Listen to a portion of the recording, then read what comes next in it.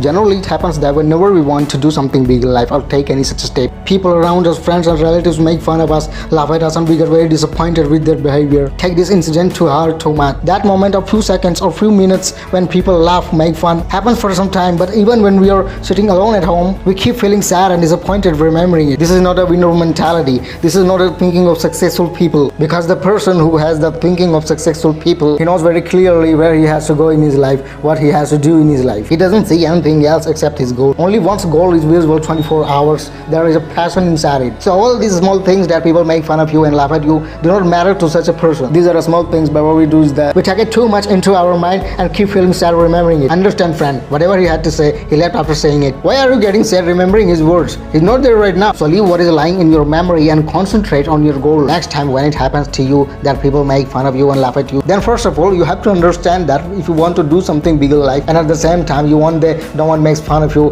then it isn't possible. This has been going on since ancient times. It exists today and will continue till the end of time as long as this world exists. So don't take all these things too much in your mind. It is compulsory. It happens to everyone. Read the biography of any successful person, know about anyone. This has happened to almost everyone. It is compulsory. So if something like this is happening to you too, then this is a good message for you. Why not? But very few people are able to understand this. Such people indirectly inspire you. Such people have a big role behind every big successful person. Look at anyone's history. It depends on us how we take the words of such people. Instead of getting disappointed by the words of such people, it matters what direction we give to our life by understanding their words. So whenever something like this happens to you, you should not abuse or fight. You simply have to understand that the guy has an eye on your shortcomings and weaknesses, but he doesn't have an eye on his own shortcomings and weaknesses. So wherever I have to go, I will go where my goal is. But it is still there were 10 it was a year ago. Even today he is standing on the same crossroads and is busy making fun of the people passing by who are struggling on their path to success. So people who had done whatever they wanted to do in life